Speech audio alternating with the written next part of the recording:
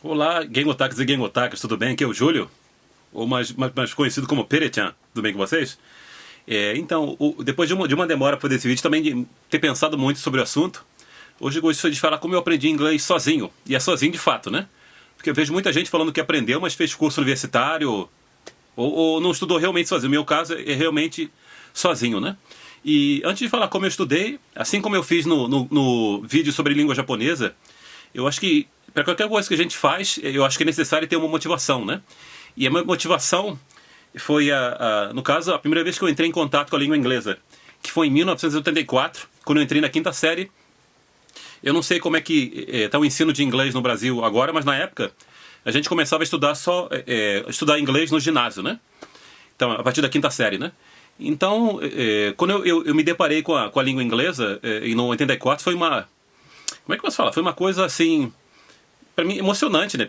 Se deparar com uma língua estrangeira, poder se expressar em língua estrangeira. E eu peguei muito gosto pelo idioma, né? Tanto gosto que... bom, eu estudava muito, né? E eu só tirava 10 na escola, né?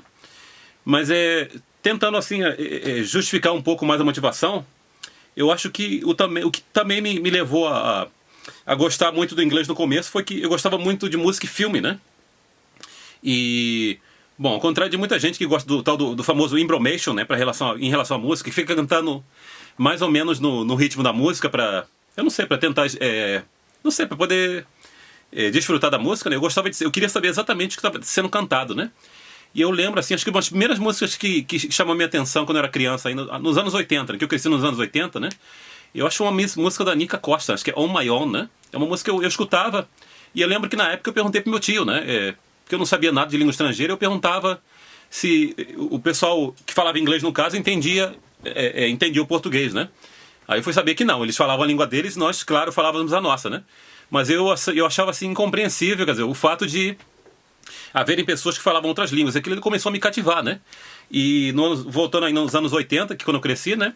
Eu gostava muito de filmes, só que eu não gostava de ler legenda porque eu queria prestar atenção no filme, né?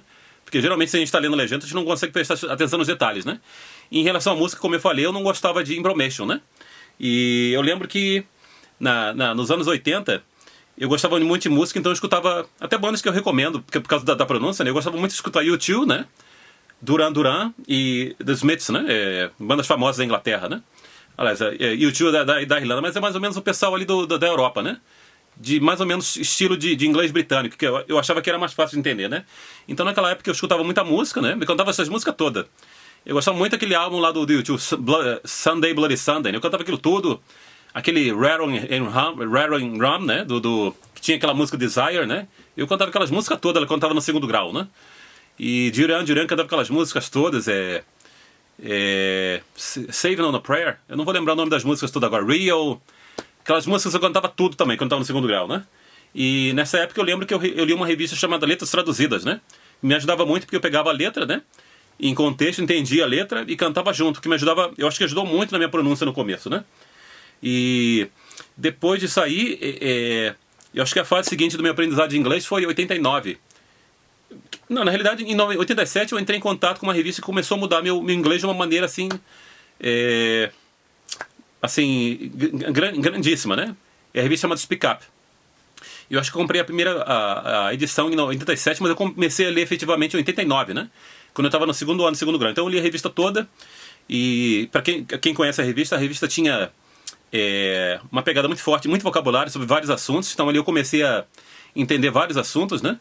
E tinha também explicações gramaticais que eu acho importantíssimo para quem quer falar o idioma bem, porque eu não sei, tem uma tendência atual de ter gente que fala que gramática é desnecessário para aprender o idioma, desnecessário se a pessoa quer falar mais ou menos, né? Eu acho que para a pessoa ter uma base sólida do idioma, ela tem que entender como a língua funciona, como a estrutura funciona, né?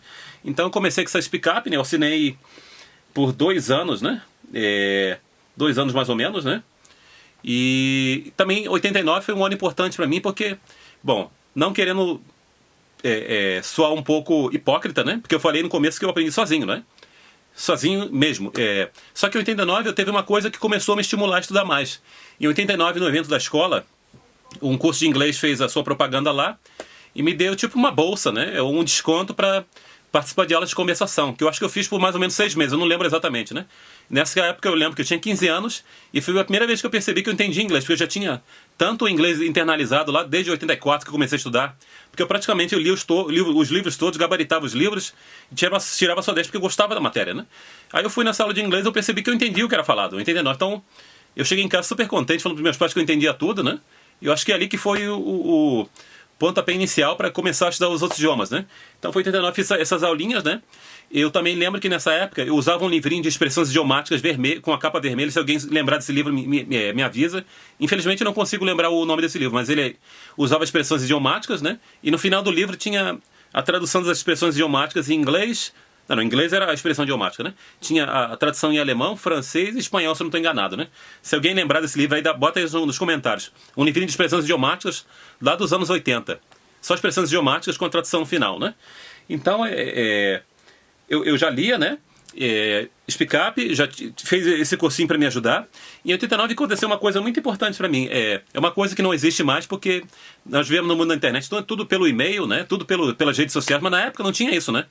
Então eu descobri um serviço muito interessante de uma instituição que ficava na Finlândia. Eu nem sei se existe mais. IYS, né? IYS, International Youth Service. Era um serviço de, no caso, pen friend. A maioria não deve nem saber o que é, né? Pen friend, literalmente, amigo da caneta é o correspondente, né? Então, tinha essa instituição na Finlândia que ela fazia assim, arranjava um correspondente pra gente, né? E era uma instituição que ficava na Finlândia, na cidade de Turku. Então eu comecei com isso e na época eu lembro que acho que você colocava suas preferências lá, né, idade e tal, e eles ajumavam uma pessoa mais ou menos das suas características. Então eu comecei a corresponder com uma americana e com uma polonesa. E o legal disso é que já nessa época, já no segundo grau, eu escrevia bem em inglês, me comunicava bem, me expressava bem.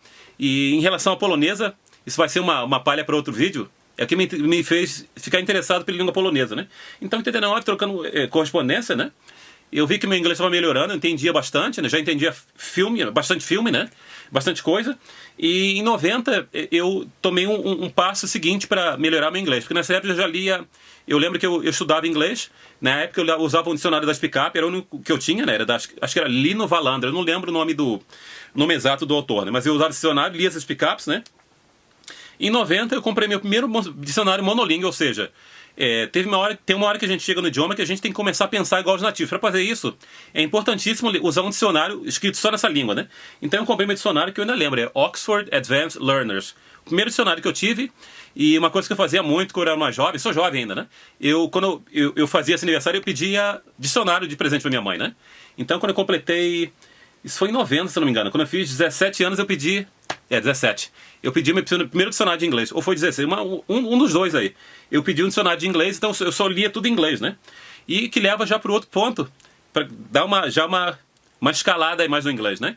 A partir de 90, eu comecei a assinar as revistas Time e Newsweek. E quem estuda inglês ou já estudou sabe que essas revistas são muito difíceis de ler, né? Não só pela estrutura complicadíssima, que volta no que eu falei anteriormente da gramática. Sem gramática é impossível ler aquilo, né? E também muito vocabulário. E esse vocabulário que já não era mais... assim, que já não era mais coberto pelo aquele dicionário da Speak-up, né? Porque eu já tinha praticamente destroçado o dicionário todo, né? Então precisava de um dicionário com mais palavras. Então comecei a ler Newsweek, Time, eu não lembro a ordem exata, mas eu assinei essas revistas pelo menos um ano cada uma, né? E 91, né? 91, no ano seguinte comecei a ler a revista, né? E acho que isso daí culminou em 93, que vocês viram no vídeo anterior de língua japonesa que eu vim pro Japão em 93. Isso para mim não foi uma oportunidade só de usar o japonês, porque era um programa da Fundação Japão onde havia pessoas do mundo todo e nem todo mundo tinha meu nível de japonês. Então o que acontecia é que quando eu encontrava com uma pessoa com um nível não tão alto de japonês, eu conversava com a pessoa em inglês. Então eu vi que meu inglês já era fluente, né? Já em 93, com 20 anos, né? Sem nunca ter saído do país, sem ter feito curso, né? Eu falava com todo mundo, né? E para mim foi uma alegria enorme, porque é diferente você ter um conhecimento adquirido por livros, mas em relação ao idioma, né? E o diferente é você colocar esse conhecimento em prática e ver que as pessoas se entendem, né? E entendi perfeitamente, fiz amizade com gente do mundo todo, né? E isso leva ao próximo nível, né? Quer dizer, em 93 eu vim só para passear no Japão, Em 94 eu vim para cá para morar um ano. Eu morei em Okinawa, né? Uma coisa interessante sobre Okinawa, para quem não conhece, é que lá tem base americana, né? Então eu usei isso ao meu favor porque lá tinha programação de inglês para os militares estacionados em Okinawa, né? E era o canal chamado FEN, Far East Network. Então eu assisti esse canal o tempo todo, né? No começo eu tinha dificuldade para ouvir porque era inglês americano de fato mesmo, né? Mas com dicionário e com paciência, eu percebi que depois de alguns meses eu conseguia entender a televisão sem problema, né?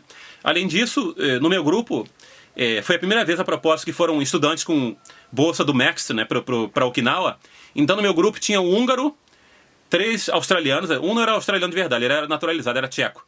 E um americano. Então com esses estudantes eu falava sempre inglês, né? Então ali o inglês nossa, foi pra estratosfera porque eu falava inglês direto e japonês, que eu fazia, né?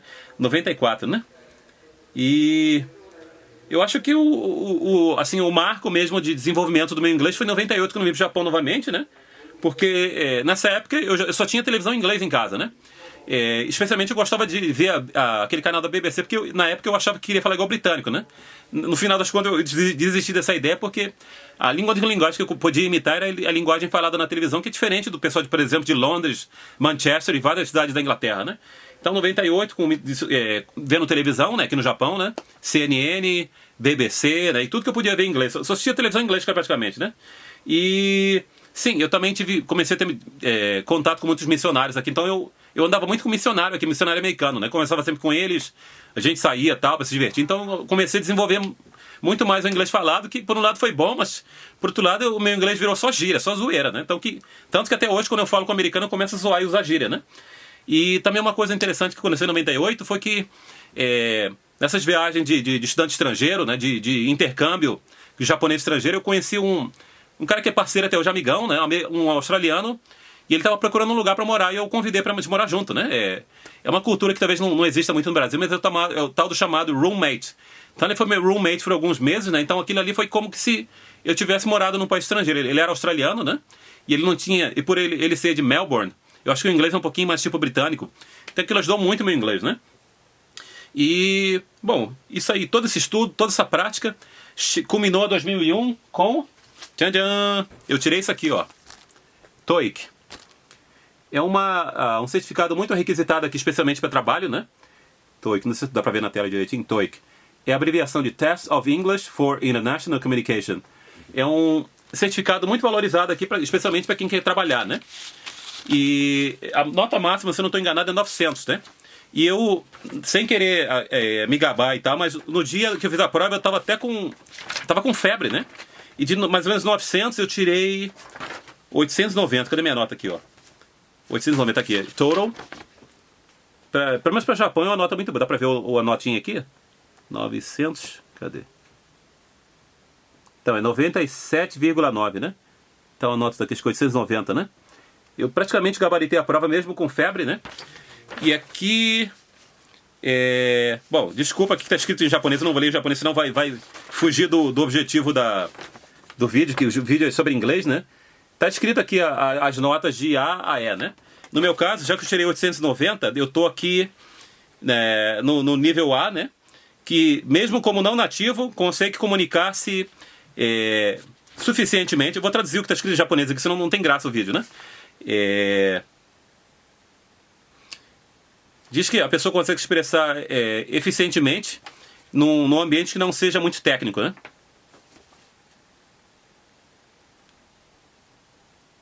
E ele diz aqui que mesmo que haja uma pequena diferenciação de um nativo em relação a vocabulário, gramática e estrutura, a pessoa absorveu bem esses aspectos, né?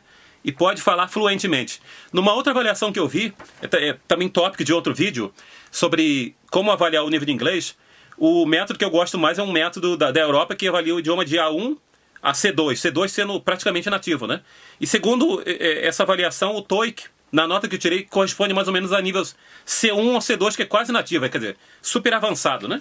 Então, 2001, o único certificado que eu tinha de inglês, porque eu já falava bem, não tinha problema nenhum, não achava não via necessidade de tirar um certificado, mas para mim era bom também para questão de comprovação, porque uma coisa é falar que você sabe e não tem um certificado, né?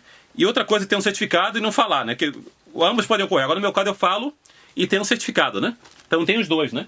E só para complementar, desculpa se o vídeo ficou muito longo, eu falei que valorizo muito gramática porque para mim ele seria a espinha do idioma, né? Porque eu vejo muita gente que fica aprendendo naquele método de chunks, né? Quer dizer, são apanhados de idioma, sejam expressões, né? Ou coisas já que já são usadas no idioma. Só que o problema é quando a gente tenta usar isso para fazer uma linguagem mais fluida, né? Mais natural, né? E para isso eu acho interessantíssimo, aliás, é indispensável saber gramática. E as gramáticas que eu usei até o momento foram essa English Grammar in Use. Eu usei isso aqui quando eu estava no segundo grau ainda, né? Essa aqui é a básica que eu passei para o meu filho. Eu praticamente gabaritei essa gramática, né? E a outra para dar aquela facilidade maior, aquela maior fluidez no idioma foi essa aqui. Eu fiz essa gramática quando eu cheguei no Japão em 2000, né? Advanced Grammar in Use. Então eu estudei bem avançado, né? Fiz os exercícios todos. E eu acho que isso que realmente solidificou meu inglês. E o resultado disso é que desde 98, quer dizer, até antes disso, né? Eu faço tudo que eu quiser com o inglês, me expresso das melhores maneiras. Praticamente todos os modos possíveis. Falo com nativos de vários países, seja inglês britânico, inglês americano, África do Sul, australiano, né? E o inglês também foi essencial para o meu aprendizado de outros idiomas também, porque o japonês eu acho que eu aprendi rápido por causa do inglês, porque todos os meus dicionários, gramática era escrita em inglês, alemão também eu comecei a aprender inglês, e mais recentemente todos os idiomas que eu estudo passam pelo prisma do inglês. Então é isso aí, desculpe se o vídeo ficou muito longo, se as explicações não ficaram muito claras, né? Mas é como eu aprendi inglês totalmente sozinho, dou aula de inglês, tenho experiência como tradutor técnico, intérprete técnico, e eu acho que a única coisa que eu preciso para melhorar meu inglês é morar lá e aprender gírias locais e um sotaque local, né? Assim, dos idiomas que eu falo melhor, eu acho que inglês, japonês e alemão estão no mesmo patamar, né? No mínimo nível C1, né? Então, obrigado por ter assistido o vídeo. Se você gostou desse vídeo, não esquece de dar um like, porque ajuda muito o canal. Não esqueça de comentar. Assine o canal e coloque os sininhos aí para você poder ver mais vídeos, que vão vir mais vídeos ainda. Tem um vídeo como aprendi alemão. Muito obrigado por ter assistido e até a próxima. Tchau, tchau.